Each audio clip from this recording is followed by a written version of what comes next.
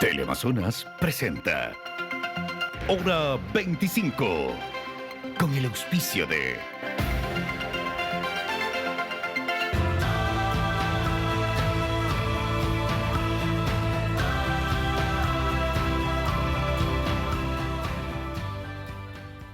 El verde es tecnología, porque así se siente no malgastar papel y hacerlo todo online. Por eso, elijo un banco verde. Produbanco, en pro de ti. Conocimientos y habilidades te esperan aquí en Uniandes, la universidad que forma a médicos con una nueva visión.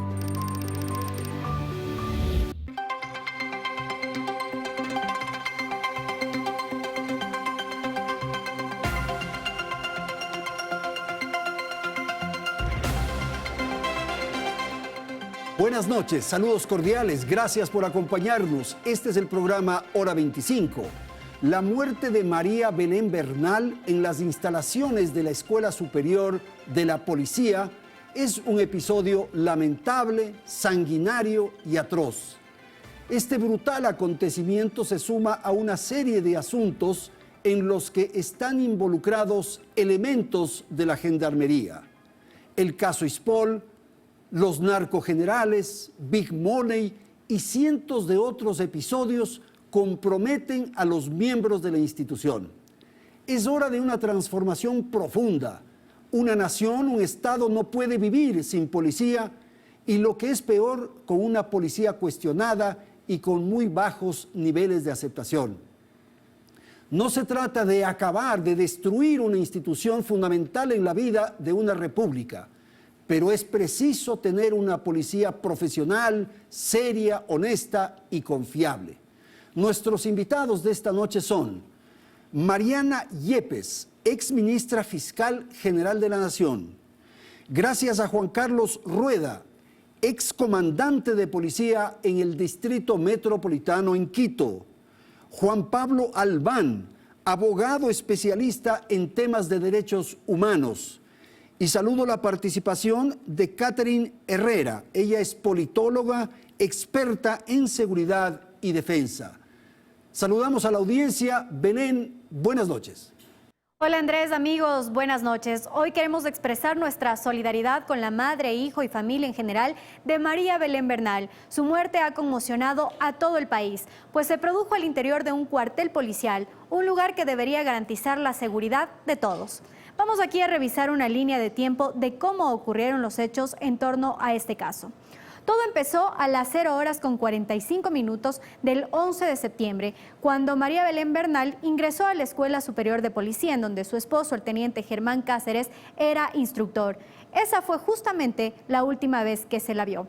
Según declaraciones del exministro del Interior, durante la madrugada Cáceres salió de la Escuela de Policía en un vehículo, el cual no fue revisado en la garita. Después de 40 minutos regresó a la institución. Las autoridades incluso han revelado que hizo una siguiente salida en la que tardó 2 horas.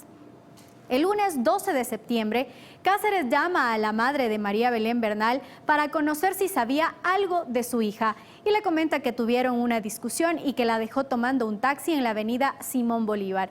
Por presión de la madre, Cáceres acude a Fiscalía a las 17 horas para denunciar la desaparición de María Belén Bernal. Esa misma noche se realiza una inspección en la habitación del teniente Cáceres. Allí se encontraron los primeros indicios, una mancha color marrón en el colchón. Se llamó a criminalística, pero Cáceres impidió su ingreso y pese a ello no fue detenido. El 13 de septiembre, Cáceres rindió una versión contradictoria. Desde las 14:40 hasta las 22:40 estuvo retenido en Fiscalía, pero luego fue liberado. Fue justamente cuando escapó. Y esto produjo un enfrentamiento entre autoridades. Escuchemos parte de esas declaraciones. Conocemos que han perdido el control del seguimiento y vigilancia de la hora sospechoso. Esa es una responsabilidad no de Fiscalía, sino propiamente de la Policía Nacional, porque también debemos estar conscientes de que si la Fiscalía dirige la investigación, tiene la titularidad, quienes practican, quienes ejecutan los seguimientos, las vigilancias, es la propia policía. El momento entre que vence el plazo en donde se le retuvo para investigación y el momento en que se autoriza judicialmente la vigilancia. En ese tiempo, porque no se formuló cargos, se produce elevación de este ciudadano. Apenas el 14 de septiembre, los policías hallan calzado y una cartera de María Belén Bernal en las gradas exteriores de uno de los bloques de la Escuela Superior de Policía.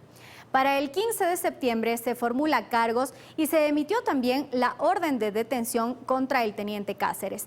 Además, se intensificó la búsqueda de Bernal. El 16 de septiembre, la Fiscalía realizó un allanamiento en el pelotón femenino de la Escuela Superior de Policía con el objetivo de ejecutar la orden de detención de la cadete Jocelyn Sánchez, quien habría estado con Cáceres justamente momentos antes de que María Belén Bernal llegara y quien habría escuchado desde la habitación contigua la pelea entre Cáceres y Bernal, así como los gritos de auxilio que la mujer repitió en varias ocasiones. El 21 de septiembre se allanaron en cambio las viviendas de los padres de Cáceres tanto en Guaranda como en la ciudad de Ambato. Y ese mismo día por la mañana se halló el cuerpo de María Belén Bernal en el Cerro Casitagua, ubicado justo detrás de la Escuela de Policía, en donde ya se había realizado una primera búsqueda. Para el 22 de septiembre se realizaron más allanamientos, uno de ellos fue en la casa de la hermana de Cáceres y el siguiente fue en la casa de una amiga de la cadete Jocelyn Sánchez, con quien habría tenido comunicación el día en que toda esta historia empezó. Hasta hoy la policía no ha logrado dar con el paradero de Cáceres.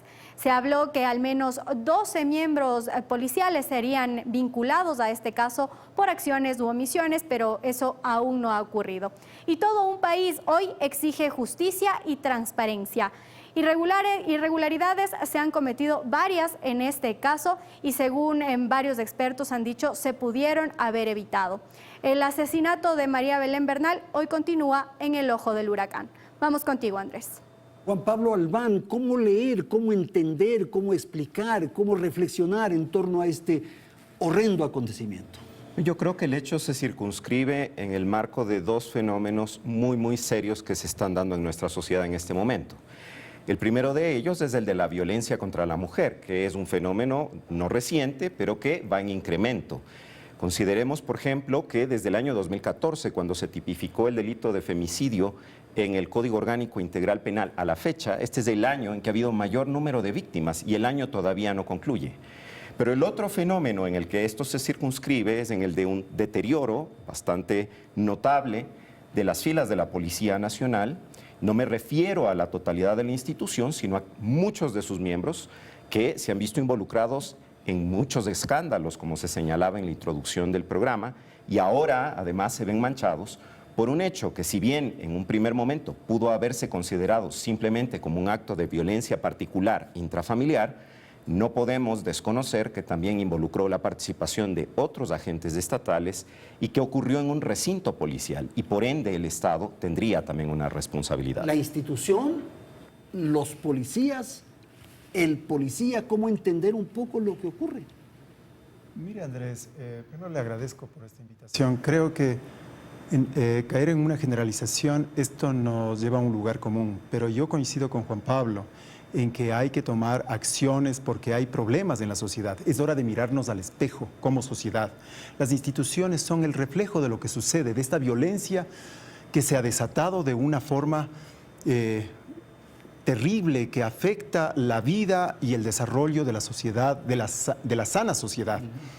En este momento, si hay algo de bueno que se puede rescatar, es que tenemos que aprovechar, primero, haciendo una reflexión profunda como sociedad, obviamente solidarizándonos con el dolor de muchas víctimas y en todos los órdenes, en los órdenes jurídico, económico, social, en el orden institucional, tenemos que mirar hacia adentro y buscar respuestas. Esta es la hora de liderazgos, de acciones inteligentes, fuertes. Es la hora de pensar en procesos, en políticas que realmente vayan a buscar una solución a problemas fundamentales. Por eso yo no creo que hay que apuntar a las instituciones, porque las instituciones son la base del Estado, la base del Ecuador, de lo que somos, y son el reflejo también de lo que somos. Y hay que apuntar a su mejoría, a buscar hacia adelante,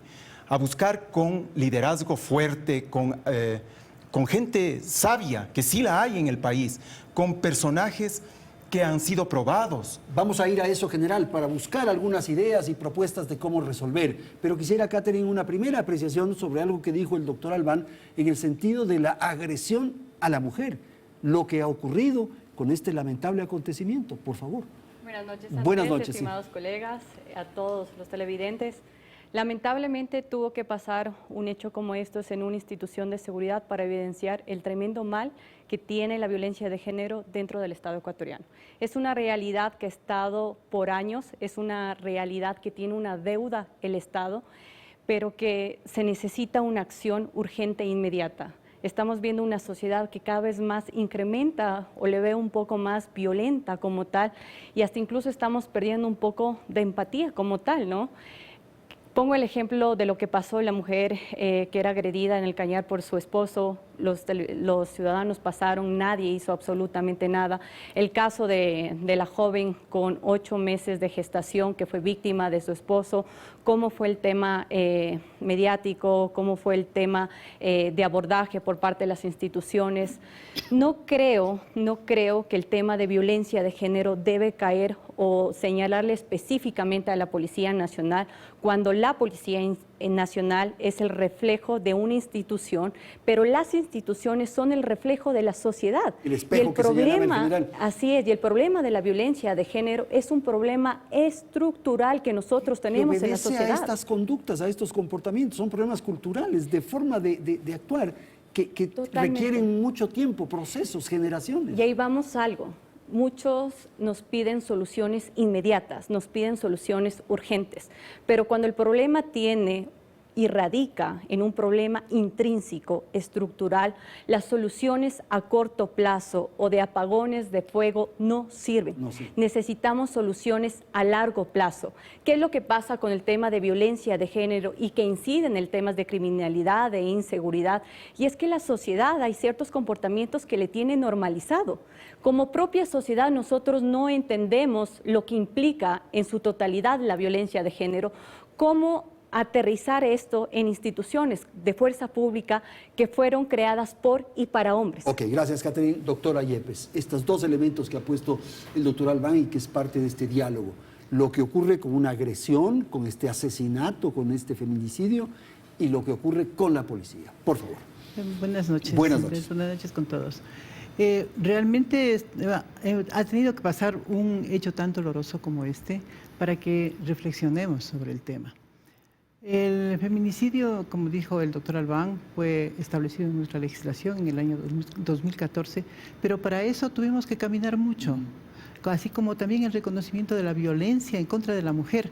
Mereció un estudio largo, participaciones en eventos internacionales para que pueda introducirse en nuestra legislación. No había la comprensión de que realmente existía una violencia en contra de la mujer por ser mujer. Hemos cambiado un poco la mentalidad, pero no todo, ¿no? Yo pienso que esa posición de comprender la violencia de género está en pocas mentalidades y todavía en pocas instituciones.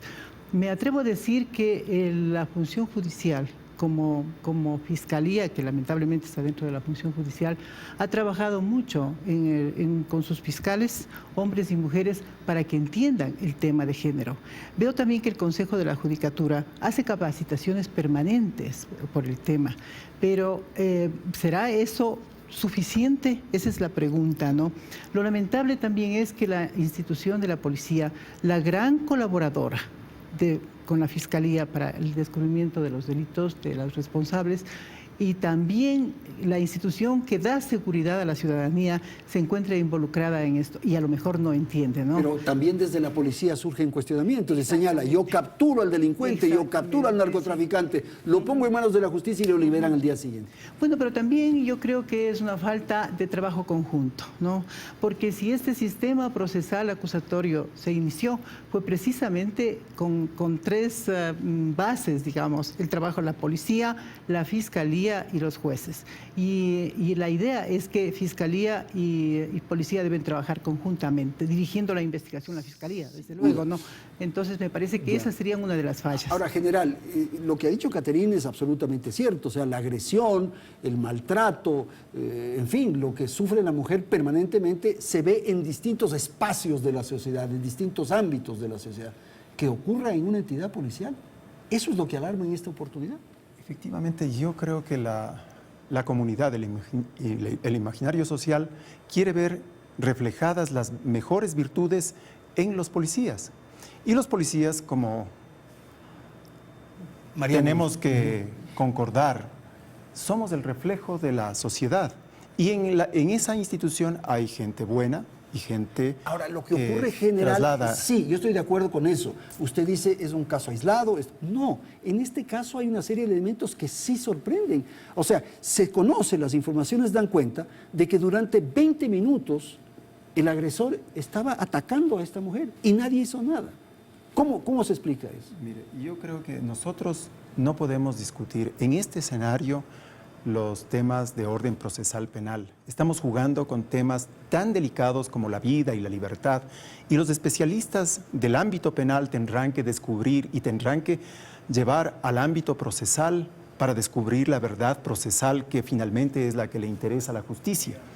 En ese ámbito yo no quisiera entrar porque este es un ámbito especializado y complejísimo y con valor. Pero general, usted sí va a coincidir, probablemente ese episodio puntual merece ciertas precisiones y aclaraciones, pero es un hecho evidente que la señora entró a una hora que no debió. O sea, hay una serie de cosas que se produjeron.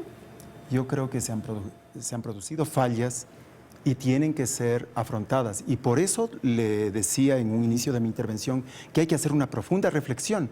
Y esto implica mirarse al espejo, y obviamente a la policía también, mirar sus fallas, sus problemas, sus limitaciones. Y nosotros hemos pensado que una de las salidas, una de las respuestas es precisamente ser parte de las sensibilidades nuevas que se están desarrollando en el país, en las instituciones. Por eso, y pese a que hoy no se podría decir que no han surtido efecto modelos educativos que se han implementado, donde han estado interviniendo defensores de los derechos humanos, han estado interviniendo académicos de las universidades, de las más prestigiosas universidades de la ciudad, del país, y han sido convocados especialistas a sensibilizar precisamente a los funcionarios de la policía en todas las jerarquías sobre temas de derechos humanos, sobre temas de género, sobre temas de discriminaciones. Creo que hay, en este momento es la hora de profundizar, porque ya tenemos fallas y estas fallas nos indican el camino por donde tenemos que avanzar. Esta observación que se señala con insistencia del espíritu de cuerpo, o sea, que la propia institución, la misma policía, esté en capacidad de autodepurarse, que esto que está ocurriendo sirva como una motivación, en fin, para que desde ahí se resuelva. ¿Usted cree que es una vía? Yo creo que los reiterados escándalos por la participación de miembros de la fuerza policial en distintos actos delictivos que van desde esquemas de inversiones irregulares a violencia brutal en contra de las mujeres, van a llevar a que la ciudadanía no confíe en un proceso de autodepuración y seguramente se va a requerir una intervención desde fuera. Y hay que pensar bien cómo hacer para que esa respuesta frente a esta crisis institucional que enfrenta la policía no termine por beneficiar la actuación de la criminalidad violenta y de la delincuencia organizada que tan comprometida tiene la seguridad de nuestro país. Si alguien está medrando en estas circunstancias tan difíciles de la policía, es la delincuencia, es el mal, digamos. Totalmente, sí. Y lo que hay que hacer es tomar acciones inmediatas, pero tendientes a garantizar que esa reestructuración de la policía no termine por beneficiar la actuación de la delincuencia, sin dejar de atender la crisis institucional que sin duda se viene presentando hace tiempo. No es una crisis que se genera a raíz de la desaparición y muerte de María Belén Hay una Bernal. suma de factores, ¿ah? Así es. Caso Ispol, narcogenerales, Big Money, en fin, de los que uno va recordando en la cabeza. Catherine, rápidamente una intervención para ir al siguiente segmento. Bueno, hay que tener algo en cuenta que la violencia de género, no se da en un sector específico. No porque las instituciones de seguridad son los garantes y protectores de los derechos humanos, no significa que aquí no van a haber victimarios o víctimas como tal de la violencia de género. Ese tema hay que ser muy cuidadoso al momento de hablar y establecer algún tipo de lineamiento como tal. Y todo tema de depuración por parte de las instituciones policiales o de cualquier otra institución de fuerza pública es bienvenida. Hay un famoso principio dentro de la teoría política que es la estabilidad, que significa si el Estado no puede garantizar un principio básico que es cuidar la seguridad de los ciudadanos como tal, va a implicar acciones que a la larga los únicos beneficiarios van a ser aquellos agentes que quieren controlar la seguridad interna de un país, por lo cual se debe tomar una decisión bastante técnica, profesional como tal, porque si vamos en ese afán de querer hacer cambios inmediatos, etcétera, vamos a ir con una depuración de personal bueno, personal malo, etcétera, cuando debe ser todo lo contrario. Sí, debe haber un cambio en este momento, pero también debe ser planificado. Las improvisaciones en la política pública de seguridad ciudadana no vale. Ok, vamos a ir a una pausa, Mariana, le debo a usted la palabra y vamos a hablar de lo que ocurre con la policía desde la perspectiva que acaba de plantear Catherine. ¿Qué hacer? ¿Qué policía es la que requiere el Ecuador? En un instante.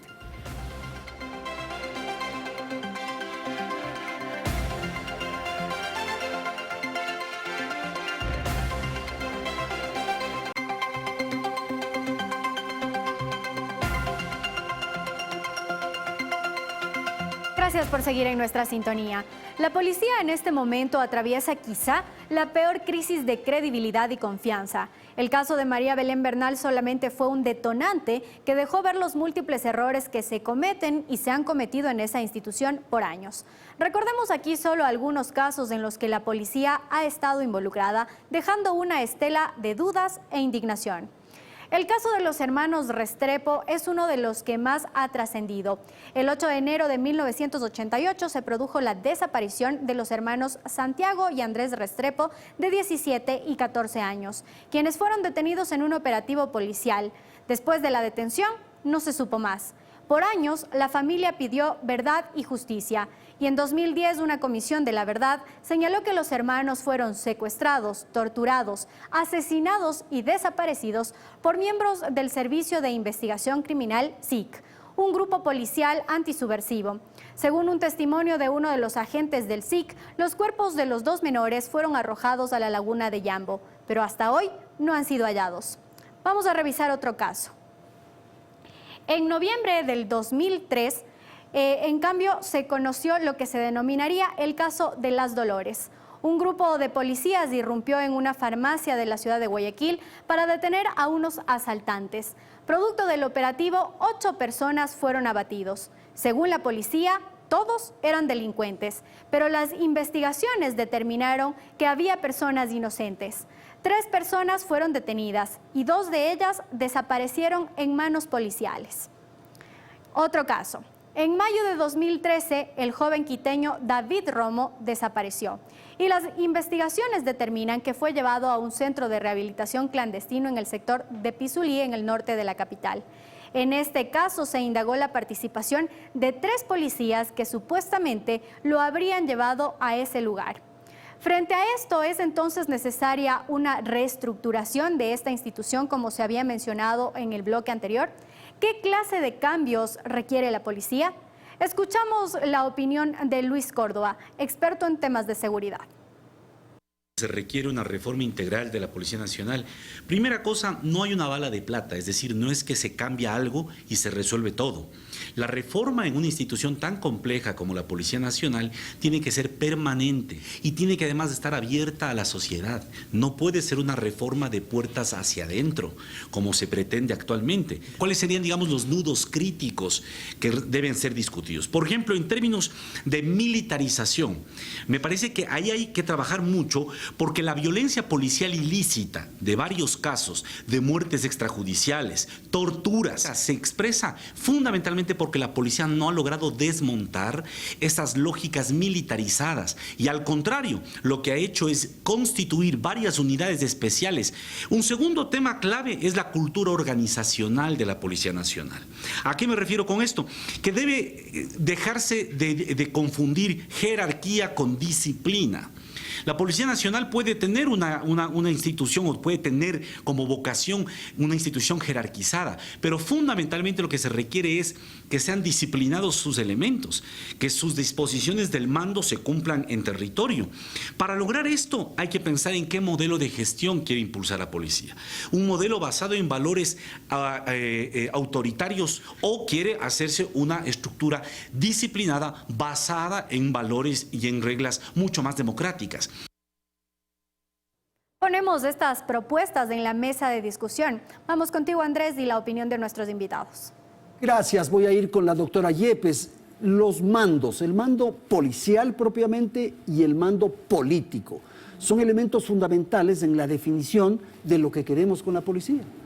Yo creo que sí. Porque son los niveles de liderazgo, en fin, de autoridad, ¿no? Así es, deberían, o sea, una transformación no puede prescindir de eso necesariamente. Pero antes quería referirme que ya se hizo una modificación dentro de la policía. Si tomamos como un antecedente uno de los casos emblemáticos que ahora se expusieron, el caso Restrepo, no olvidemos que las investigaciones estaban en manos del SIC, que no era antisubversivo, sino que era un grupo de investigación de la policía que hacía lo incorrecto, que se obtenga la verdad mediante la tortura. Entonces, esa se cambió. Y se cambió no solamente porque la policía se depuró, se autodepuró, porque se educó, sino porque vino otro sistema procesal penal. Y ese sistema procesal penal estableció que ya la policía no era la dueña de la investigación, sino que venía el fiscal para que supervigile. Entonces, en ese caso, ya se modificó. Y yo creo que también de la policía habría que rescatar algo que es positivo. Hay unidades que son muy exitosas y que no valdría la pena atacarlas ni tampoco transformarlas.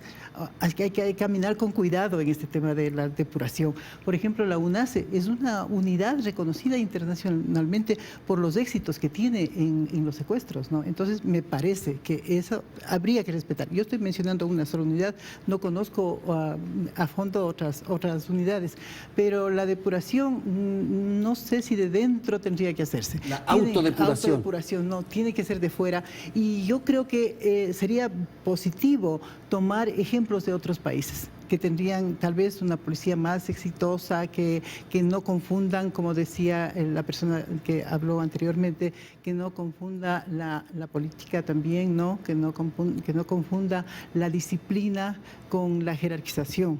Entonces, hay países que deben tener unas policías bien organizadas y que son ejemplificativas. Otro de los señalamientos que hizo el doctor Córdoba en la nota que presentamos es esta estructura militar que tiene la policía. Se señala y está establecido en la Constitución que tenemos una policía civil. Y debería ser una policía civil con unos ejes de actuación centrados en la garantía y protección de los derechos de los ciudadanos. Pero hasta ahora, en muchas instancias, lo que vemos es una policía con una lógica de actuación represiva, con una lógica de actuación autoritaria, inclusive en ciertos momentos. No son todos los casos, pero lamentablemente no debería simplemente presentarse esa lógica de actuación. Yo creo que es importante mirar a los ejemplos comparados, pero creo que también es importante hacer una reflexión sobre nuestra propia cultura, sobre nuestra idiosincrasia, porque la policía en nuestro país obedece mucho a los patrones de comportamiento que tenemos los ecuatorianos y a cómo somos los ecuatorianos y a cómo normalizamos cierto tipo de cosas, cierto tipo de comportamientos irregulares que van desde la violencia hasta el soborno. Y eso es lo que debería, en una auditoría integral, tratar de eliminarse en una fuerza que tiene una misión fundamental, que es protegernos a todos. Catherine, no sé si quiera agregar algo, y esta necesidad de tener una policía, lo que se planteó en un momento, más cercana a la sociedad, más cercana a la población, esta idea de la policía comunitaria que se comenzó a construir. Sí, efectivamente, ¿no? Hay que marcar una diferencia de lo que es Fuerzas Armadas, que su misión es justamente eliminar o combatir el enemigo de la nación, pero Policía Nacional es hacer una prevención, es la disuasión para asegurar una seguridad ciudadana en donde prevalezca los derechos humanos. En este contexto, sí, efectivamente, la Policía Nacional debe tener un trabajo con enfoque en derechos humanos, deben ser los principales garantes de los derechos humanos, pero principalmente en este trabajo de reestructuración de la Policía Nacional hay un punto fundamental, y es que el Policía Nacional no deja de ser humano, y hay que trabajar muchísimo en la parte interna, en la motivación, en que entre propia institución policial exista el compañerismo, exista la cooperación. Coincidimos aquí que no todos los servidores policiales se les puede generalizar de que son malos, funcionarios, porque también hay profesionales comprometidos y sobre todo que trabajan con ese servicio de vocación. Ahora, existe un trabajo bastante fuerte en lo que viene a ser Policía Nacional y el resto de actores para combatir la seguridad ciudadana. Debe haber una correlación responsable y amigable con lo que es Fiscalía, Consejo de la Judicatura, en el eje de prevención, para asegurar un buen estado de seguridad como tal. No únicamente es la Policía Nacional es una parte, entra la parte de salud pública, de educación, la parte social, la parte de derechos y valores, el trabajo en territorio. Eso es tan complicado porque es tan amplio, ¿no es cierto? Y por eso se vuelve tan difícil de enfrentar. Y hay que hacerlo, hay que empezar, yo estoy totalmente de acuerdo. Sí, no. ¿Qué es lo que pasa? Hoy en día tenemos que cada vez más, voy a poner un ejemplo, que cada vez más menores de edad, son captados por bandas delincuenciales y del crimen organizado. Una de las razones es porque no está el Estado.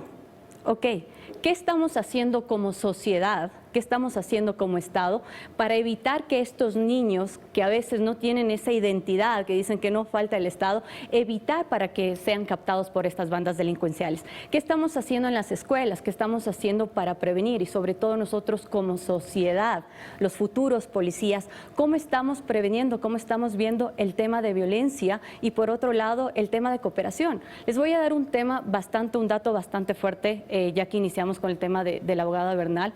7 de cada 10 mujeres son víctimas de violencia de género y cada 28 horas hay un acto de femicidio. ¿Qué quiere decir esto? Que o bien estamos fallando como Estado, pero también hay una responsabilidad tan grande todos los actores que formamos parte de la sociedad. Sí, sin duda, ese es el problema, lo que hemos dicho con insistencia. O sea, se presenta una sociedad descompuesta, se presenta una sociedad inequitativa, hay niveles de violencia tan extremas, en fin, eso es lo que ocurre, Mariana. Considero que sí, el tema de la educación, por ejemplo, es básico, ¿no? Ya que ha mencionado el tema de los sicarios, de los jóvenes adolescentes sicarios, creo que el Estado no estuvo presente, no se preocupó de la educación, porque son jóvenes que no tienen ocupación, que no tienen preparación, que no tienen educación, ¿no? No es un problema solo de educación, Mariana, o sea, a un chico que se le ofrece, no sé, me invento, $3,000, $5,000 para que mate. Pues no tiene trabajo, no estudia, no hace absolutamente nada. Y qué bien que obtener, bueno, $3,000 es bastante. Yo creo que les ofrecen cantidades básicas, pero porque no tienen absolutamente nada. Pero ¿para qué sirve eso? Sirve para el consumo de drogas, para la adquisición de drogas, o sea, se hace un círculo vicioso. Entonces la educación y también creo que la familia, pero este es un tema que no solamente tiene que ver la policía, sino que también tienen que ver otras entidades, como por ejemplo los municipios. Yo creo que esa es una labor importantísima porque ellos tienen la cercanía a la ciudadanía, ¿no? Para que la ocupación de los espacios públicos, etcétera, ¿no? Pero desde luego sin prescindir de la policía, pues, ¿no? General, se ha puesto algunos elementos en la mesa. Uno de ellos es lo de la militarización de la policía, si es que es conveniente o no. Dos es el espíritu de cuerpo. ¿Qué ocurre cuando esta idea de autodepuración es muy complicada porque hay este sentimiento de... Yo le voy a decir algo, Andrés. Mire, yo creo que la policía tiene que encontrar en estas tragedias la oportunidad, como tiene que aprovechar la sociedad en su conjunto. Y ahora ya hemos tenido algunos casos en los que la comunidad y la policía se han integrado y que son los mejores fiscalizadores del accionar policial. Cada unidad de policía comunitaria tiene un acercamiento y una identidad que se logró allá por el 2004 y se ha venido fortaleciendo esta idea de cercanía y de una policía civil. Antes usted no podía entrar a las unidades militares, a las unidades policiales, porque eran verdaderos fortines, pero ahora se han abierto las puertas para que la sociedad ingrese. Ya se está en un proceso de cambio. En las instituciones son un poco más complejos porque hay que tratar con la cultura organizacional y con todo lo que le matiza a una institución, todos estos dogmas que están detrás y que hay que irrumpir con unas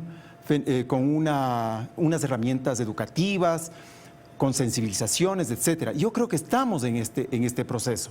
Y con lo que usted me acaba de referir, con el tema del espíritu de cuerpo, yo sinceramente les digo, en la institución, o es una de las pocas instituciones más firmes y que ha dado mayores muestras de transparencia a la hora de... Pero general, ¿se protegen entre ellos? Vamos a ir por partes. Mire, institucionalmente se han puesto, por ejemplo, pruebas de poligrafía para los oficiales, para los ascensos, se han puesto pruebas de confianza, se han puesto una serie de recursos que serían impensados en otras instituciones y que no serían aceptados. Sin embargo, pese a toda este volumen de cuestiones, todavía se pasan y por eso hay que seguir dándole recursos institucionales jurídicos para que la sociedad tenga esta posibilidad de mirar hacia adentro. Necesitamos fortalecer observatorios de seguridad ciudadanas en los que se estudie como un objeto importante de preocupación de la academia para que sepamos cuáles son los inconvenientes que vivimos, porque de esa forma podemos nosotros...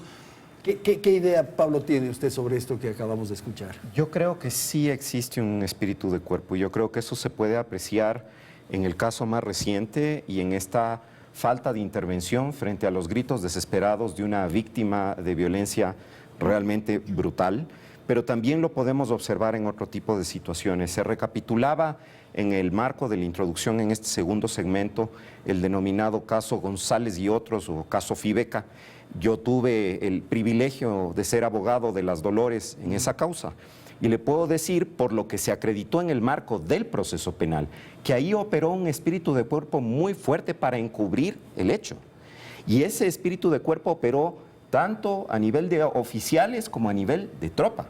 Y desafortunadamente hay demasiados ejemplos ya, no solamente estos que se han mencionado en la introducción, no solo de los que estamos hablando, en que está claro que cuando un elemento de la policía actúa mal, en general, salvo que se genere una crítica social como la que se ha producido en este caso, la institución no reacciona.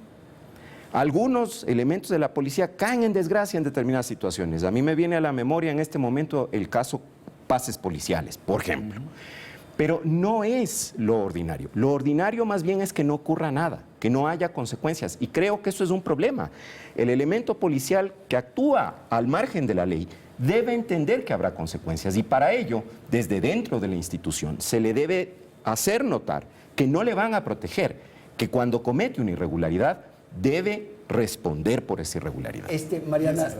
Mariana, por ejemplo, ahora se hace una convocatoria, creo que se van a incorporar como 50.000 nuevos miembros de la Policía Nacional, están en un plan de incorporación.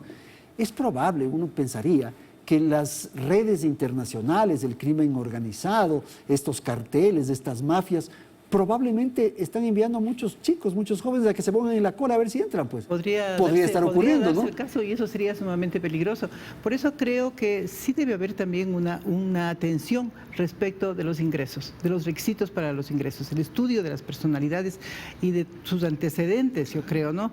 No solamente el polígrafo, sino porque muchas personas evaden el polígrafo. No es algo definitivo para saber si lo dicen o no dicen la verdad, pero hay otros elementos que podrían considerarse, sobre todo si hay una multitud tan grande que va a entrar, ¿no?, a la institución policial debe merecer mayor atención.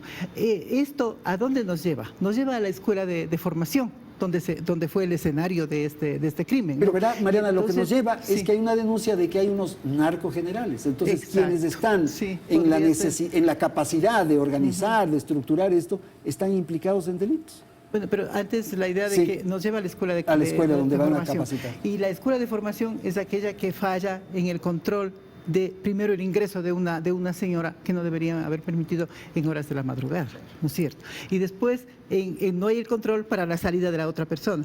Después nadie es solidario, nadie dice nada cuando oye ruidos, cuando oye gritos, cuando oye golpes de bultos, todo lo que dice la prensa a veces no es verdad, ¿no? Porque las redes sociales también crean unos imaginarios que son sumamente delicados, no se los puede tomar en su verdad, y sobre todo que este hecho se ha politizado muchísimo, y entonces deberíamos más bien sacar de esto cosas positivas. Lo de los narcogenerales, pues solamente la visa es la que la posibilidad de la visa es la que nos dio el aviso, pero no es un tema reciente. Usted ve que algunos policías han estado involucrados en el tema de narcotráfico, ¿no? En avionetas, o sea, nos ha generado una preocupación en la ciudadanía. Y Catherine, frente a esto, la sociedad, digamos, ¿es permisible, acepta? O sea, la policía frente a los civiles, para ponerlo así, ¿qué ocurre? Bueno, ¿Cuál es el comportamiento nuestro frente al policía? Actualmente tenemos un comportamiento bastante imparcial, podríamos decirle, imparcial, pero también ofendido. La credibilidad de la Policía Nacional por un servidor ha caído lamentablemente, y justamente ya lo mencionaron, hay casos que se lo vuelven realmente mediáticos como tal y tendemos a generalizar toda la institución. Ustedes anteriormente hablaban del espíritu del cuerpo, de cómo influenció en este caso específico, pero hay algo muy importante que entender. El espíritu del cuerpo tiene una razón de ser dentro de la Policía Nacional o de las Fuerzas Armadas o de cualquier institución, porque sin eso no podría existir la confianza para cumplir la misión que es encomendada pero como tal. Pero para el bien, yo estoy totalmente de acuerdo. Por eso menciono. O sea, si vamos a la guerra y no tenemos un espíritu de cuerpo en la brigada, ¿cómo podemos lograr esa victoria como tal? Entonces, es importante marcar una diferencia de que efectivamente el espíritu del cuerpo es importante para ciertas cosas, ¿ok? Pero para cuando es utilizado para el mal y con hechos que no tienen paso, simplemente no tiene razón de ser, o sea, no es permitido. Ahora, como nosotros como sociedad, ¿cómo estamos viendo a la Policía Nacional? Primero, ese actor, ese ente de que es nuestro amigo, de que es nuestro protector como tal, en ciertas ciudades, por ejemplo, acá en Quito, se ha perdido totalmente. Se ha perdido, ¿no? Antes era mucho más cercana. Incluso esta afinidad de decirle Chapito, Chapa, me parece que era más cercano de alguna manera. Pero hay un Ahora dato me curioso. parece que hay una distancia. Hay un dato curioso. El tema de la afinidad con la Policía Nacional es diferente en cada una de las ciudades aquí en el Ecuador. Si nosotros vemos en Frontera Norte o en Sierra Centro, en parte del país, en el sur, aún existe esa colaboración directa con la Policía Nacional, incluso más que con las instituciones representantes directos políticamente del Estado como tal. Pero, ¿qué es lo que sucede? Ahora toca un trabajo fuerte por parte de la Policía Nacional de nuevamente recuperar esa imagen, de nuevamente indicarles que ellos son los garantes de derechos humanos, que ellos son un reflejo de la sociedad porque son los hijos y los hermanos de la persona que está en el barrio, del que está cuidando, etcétera. Debe haber nuevamente esa unión, pero sobre todo hay una palabra muy importante aquí: recuperar el tejido social. Nosotros estamos hablando de los eventos que ha participado la Policía Nacional, pero también hay que hablar de los eventos que ha hecho una ruptura como sociedad. El paro, la misma pandemia, los terremotos, etcétera, solo nos demuestra que hay un trabajo bastante fuerte para recuperarnos como sociedad. Tengo que ir a una pausa, enseguida retornamos para la tercera parte del programa.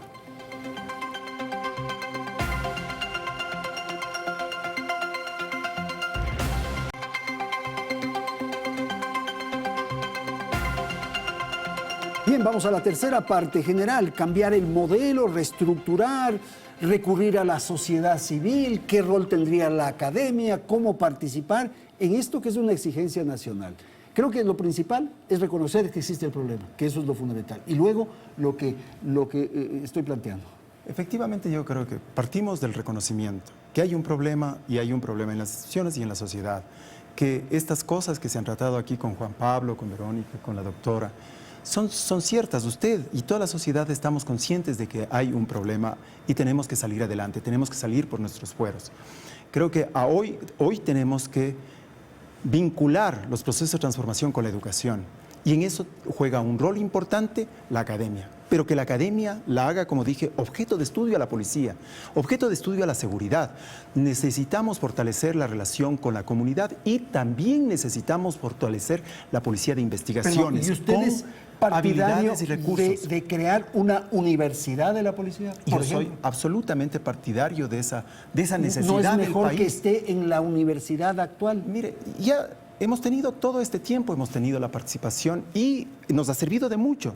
Y creo que partiendo de esa experiencia, hemos tenido experiencias con la Universidad Católica, con la Flaxo, con el IAEN. Los profesores de la Escuela Superior de Policía son los académicos de la Facultad de Derecho de la Universidad Central del Ecuador y así muchos de nuestros oficiales han cursado estudios universitarios de posgrado. Todos tienen esta necesidad de conocimientos porque es lo que le vincula con el saber y con las oportunidades de plantear soluciones. Entonces, en esa línea creo que tenemos que avanzar y tenemos que darle también a la policía, y no solo a la policía, sino más bien a la sociedad, recursos institucionales jurídicos para que pueda operar y para que se pueda transparentar.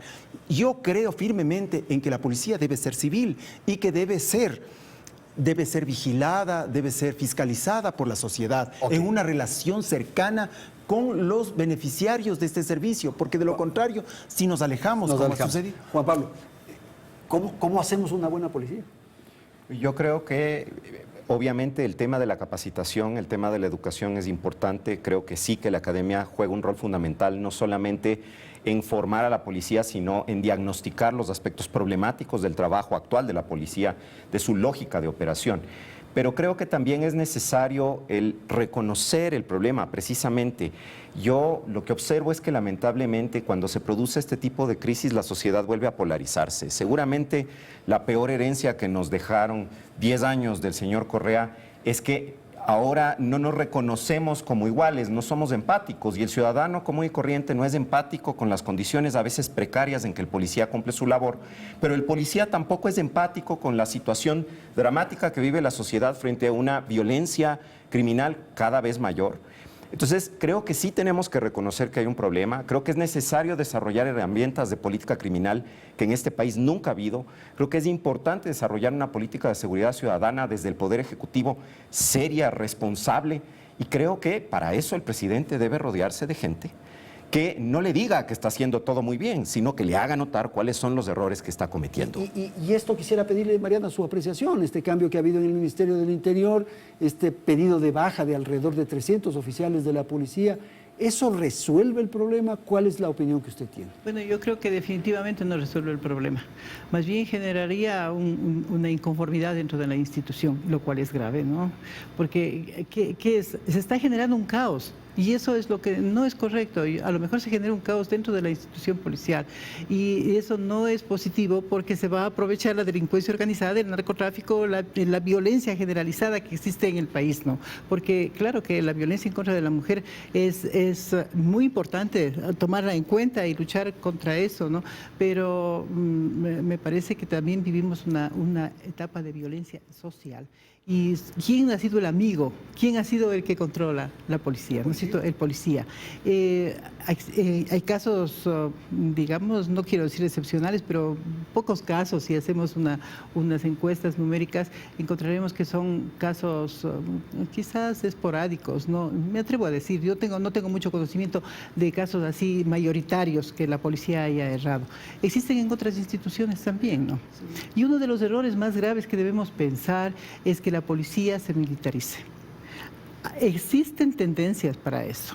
Yo, cuando desempeñaba funciones en la Fiscalía, sabía que el Ministerio de Defensa y después el gobierno también, que gobernó más de 10 años, tenía la idea de que la policía pase a ser una rama del ejército, una rama más del ejército, lo cual es gravísimo, ¿no? Claro. Entonces, debemos primero definir qué es policía civil, tener ese concepto de qué es policía civil y después poder trabajar esa sobre idea ese de tema. Gendarmería, ¿no? Un poco así, no olvidemos, a la sociedad, ¿o no? el general sabe más de la historia, pero sí. ¿Cómo vino la policía? ¿Cómo se creó la policía? Me parece que en el año 45, 44, sí, lo crearon con el ejemplo de Chile, de los carabineros de Chile, ¿no? O sea, el amigo de la sociedad, el defensor de la ciudadanía, de los ciudadanos.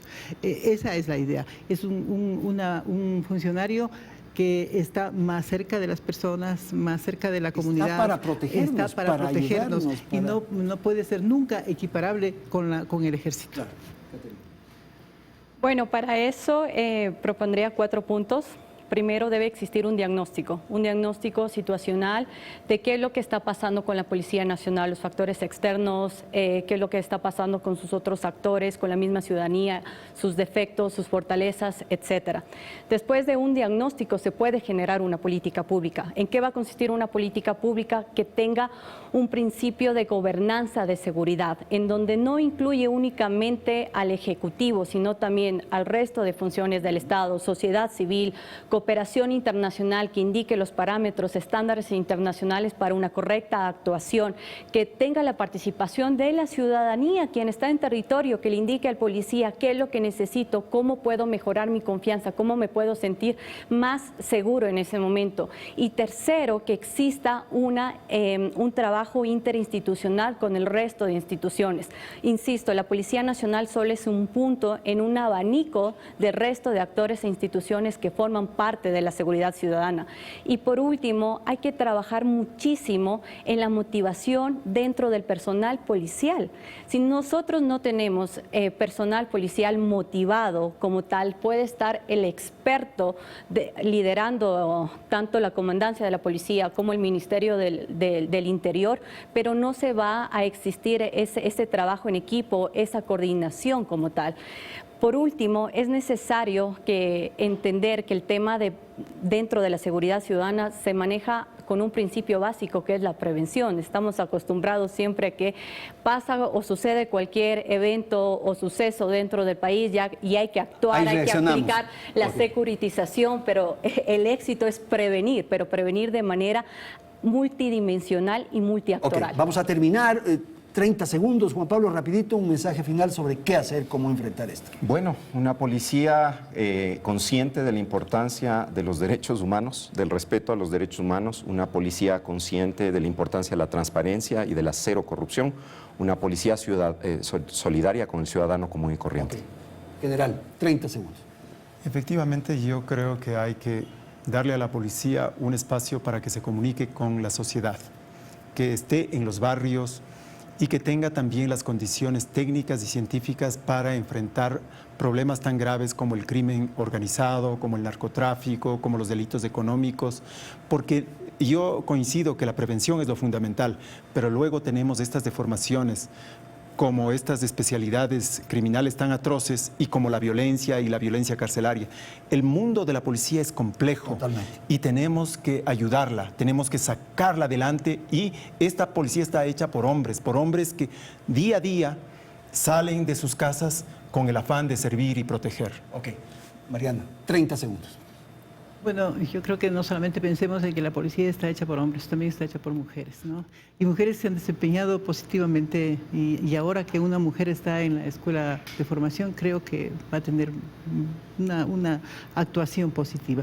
Yo creo que la policía debe recuperar la respetabilidad y trabajar para eso, para ser respetable y acercarse más a la ciudadanía y sobre todo tener una educación en valores, que parece que se está perdiendo. Rapidito para despedir. Sí, efectivamente hay que hacer una reestructuración en la Policía Nacional con capacitaciones, reforzar, etcétera, pero primero, antes de la parte conceptual, hay que trabajar en la parte de sensibilización. Hay que sensibilizar al personal policial para que conozca la dimensión de los diferentes delitos y violencias que acuden acá en el país. Y por último, quisiera decir algo muy relevante y es que dentro del personal policial no únicamente vale vale el tema de incorporación de personal femenino, sino también hay que asegurar la profesionalización del personal femenino dentro de las instituciones. Muchísimas gracias a nuestros panelistas, gracias a la audiencia. Nos despedimos. Felicidades, Ecuador.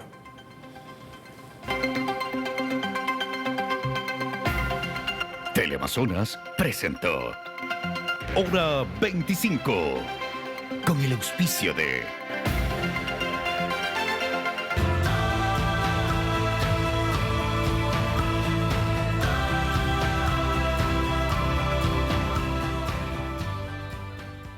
El verde es tecnología, porque así se siente no malgastar papel y hacerlo todo online. Por eso, elijo un banco verde, Produbanco, en pro de ti. Conocimientos y habilidades te esperan aquí en Uniandes, la universidad que forma a médicos con una nueva visión.